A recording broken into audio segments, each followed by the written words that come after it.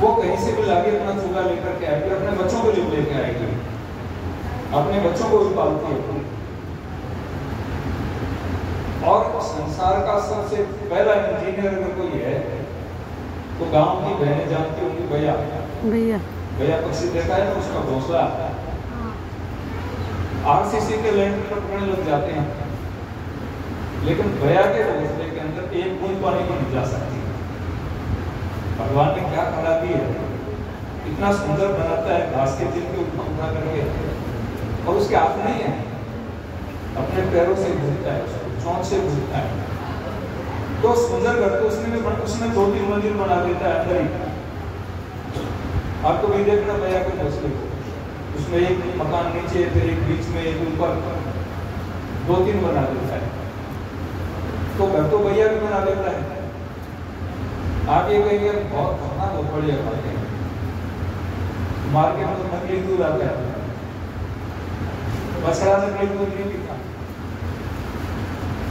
वो तो अपनी माँ के तनों से दूध पीता है। आप सब्जी फल खाते हैं तो केमिकल डाल के देंगे, पक्षी तो पेड़ पे ही खा लेते हैं उसको। बात आप कहेंगे नहीं साहब, हम तो कपड़े बहुत बढ़िया पहनते हैं, रेशम के कपड़े पहनते हैं, कई लाख रुपए की साड़ियां आती हैं, शॉल आते हैं। रेशम के कीड़ा शहतूत को खाता है और उसके फ्रूट से रेशम बनता है। तो हम कीड़े के फ्रूट को पहन करके इतराते हैं सामने, बहुत बढ़िया है, कीड़े का फ्रूट है। तो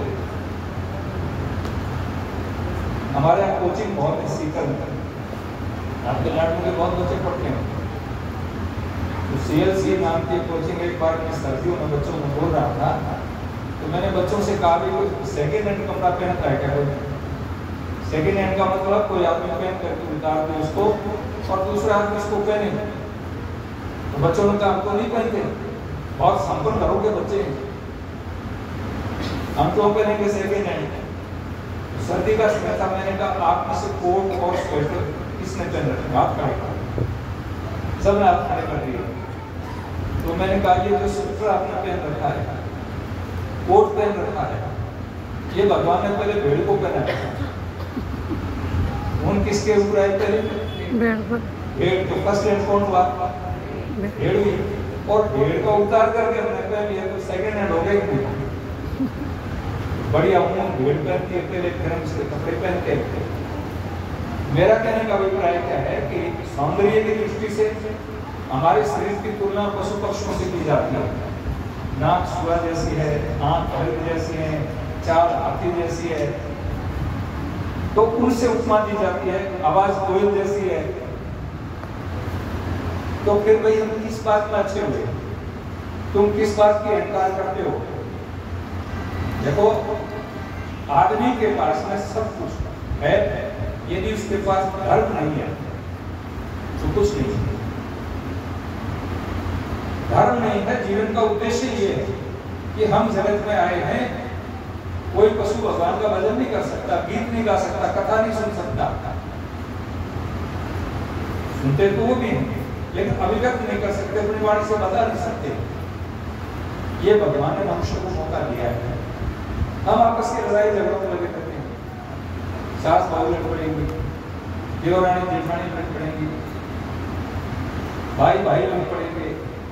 ये काम नहीं था हमारा। यहाँ भगवान ने हमें इसलिए नहीं भेजा था कि तुम लड़ झगड़ के अपना समय खराब कर देना, या मोबाइल के ऊपर गंदे टाइप देख करके अपना समय खराब कर देना।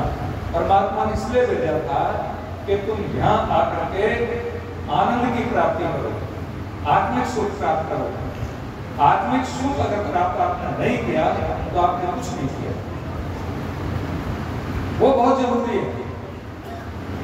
और वो कहाँ मिलेगा?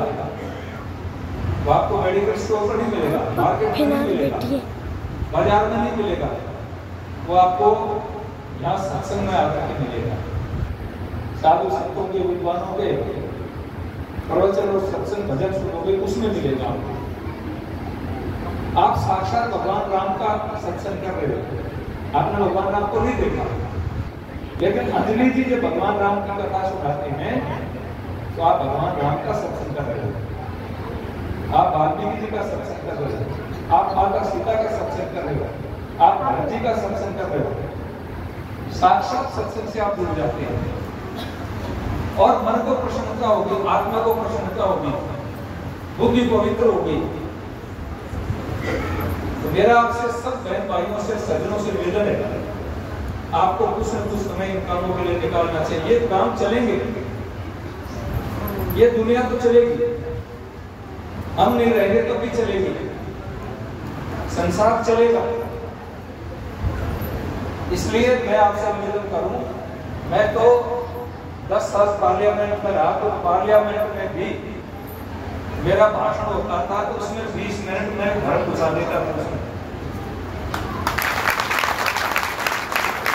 एक बार मुझे कहा साहब ये मंदिर थोड़ा ही आप लोकतंत्र का मंदिर है, और पार्लियामेंट के अंदर, अंजलि जी आपने कभी नहीं देखी होगी, पार्लियामेंट के अंदर कोई कक्ष ऐसा नहीं है पुरानी पार्लियामेंट का जिसमें वेद मंत्र नहीं लिखा हो,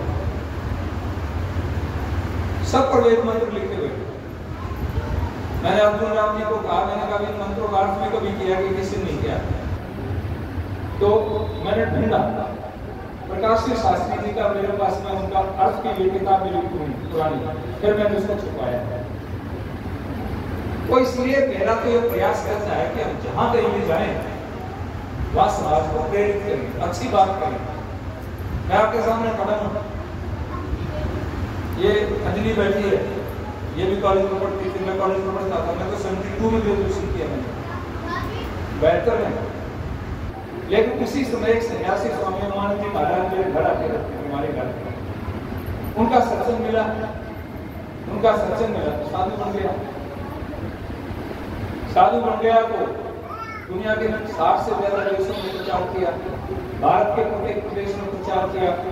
यहाँ लाडनू में 40 साल से आ रहा हूँ, ये प्रेम प्रकाश में छोटा सा था, हमारे बिल्कुल सुविधार जी सफेद मूछे हो गई, एकदम युवा थे, इनके भाई थे, इनके घर मेरा बहुत पुराना आना जाना था, इस पूरे इलाके में मेरा बहुत 40 साल से आना जाना रहा है। तो देवभूमि स्वामी सर्वानंद जी महाराज यहाँ आए, सारे इलाके में चले, कसम भी आए महाराज, यहाँ पर आए, आसपास के गांव में आए, 104 साल की उम्र, 100 साल की उम्र में आप आए हुए। तो मेरा प्रयास रहता है कि हम गांव-गांव जाकर के, घर जा करके प्रेरणा दें। आप सभी माताओं बहनों से मैं कहना चाहूंगा, आप अपने बेटों को, बेटियों को, अपने बहनों को, बूढ़ी माता बहनी लेके आएगी, सत्संग सुनेगी तो सीता का बात सुनेगी तो सेवा करेगी बुढ़ापे में, करेगी कि नहीं?